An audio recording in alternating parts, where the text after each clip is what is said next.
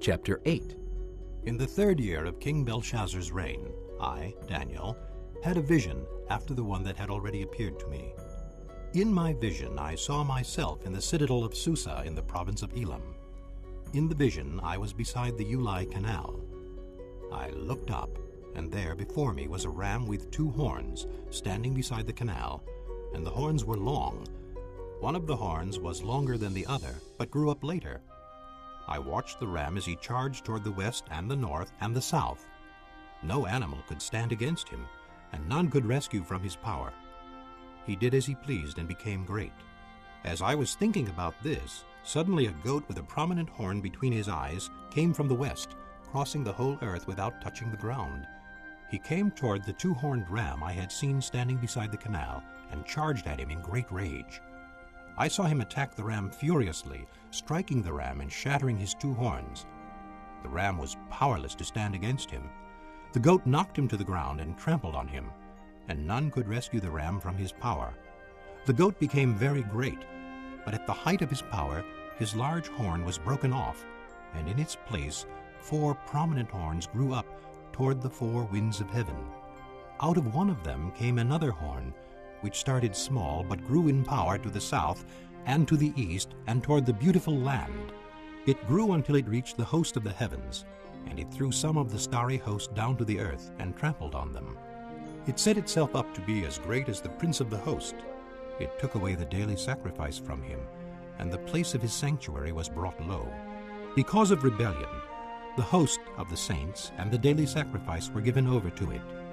It prospered in everything it did, and truth was thrown to the ground.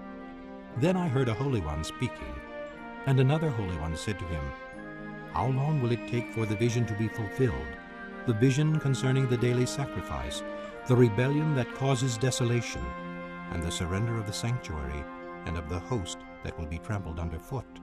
He said to me, "It will take 2,300 evenings and mornings. Then the sanctuary will be reconsecrated." While I, Daniel, was watching the vision and trying to understand it, there before me stood one who looked like a man. And I heard a man's voice from the Ulai calling, "Gabriel, tell this man the meaning of the vision." As he came near the place where I was standing, I was terrified and fell prostrate. "Son of man," he said to me, "understand that the vision concerns the time of the end."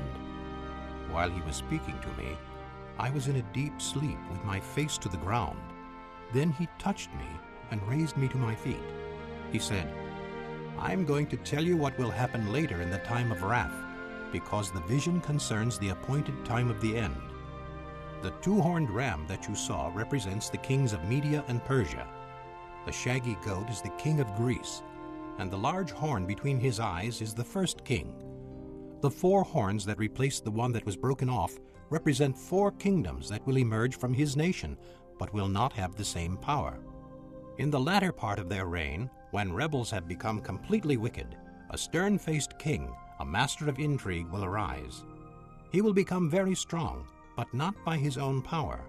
He will cause astounding devastation and will succeed in whatever he does.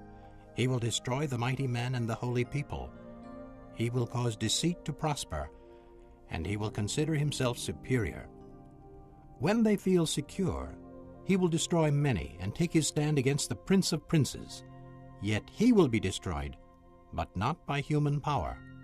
The vision of the evenings and mornings that has been given to you is true, but seal up the vision, for it concerns the distant future."